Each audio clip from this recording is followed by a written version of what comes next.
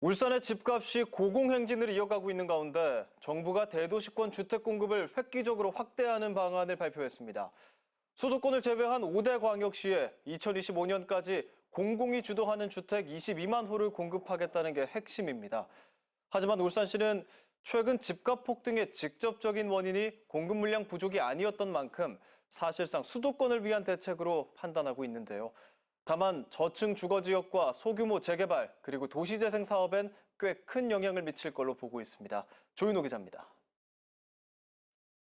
지난 2019년 기준 울산의 주택 보급률은 111.5%, 서울과 부산 등 7대 특광역시 가운데 가장 높은 수치입니다.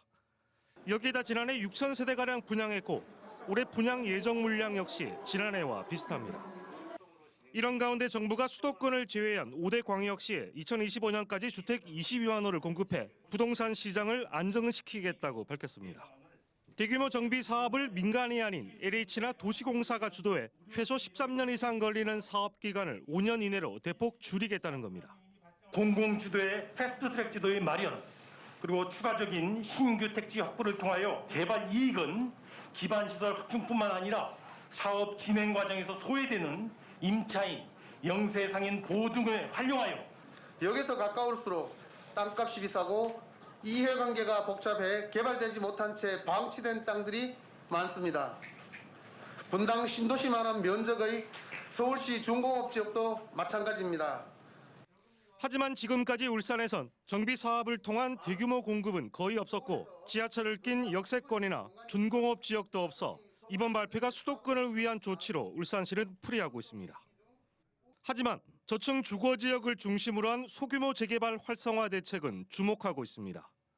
사업성이 떨어져 정비 예정 구역에서 해제된 저층 노후 지역이 울산 지역에 상당수 분포하기 때문입니다. 공공과 민간이 참여할 수 있는 길을 모두 열어놓고 용적률 등 인센티브 부여와 정비 요건 등 규제를 대폭 완화해 2025년까지 6만 5천 가구를 공급한다는 목표입니다. 향후 저희들하고 관계가 있는 재개발 재건축, 소규모 재건축, 또 저층 주거지역에 대해서 법령 개정 사항에 따라서 저희들이 적극적으로 대응을 해서 주택 주거 안정에 기여하도록 하겠습니다. 이번 대책안이 장기적으로 공급 안정에 기여하겠지만 현실적인 사업성 여부와 개발이 유력한 곳의 땅값을 부추길 수도 있다는 우려가 나오고 있습니다. UBC 뉴스 조인호입니다.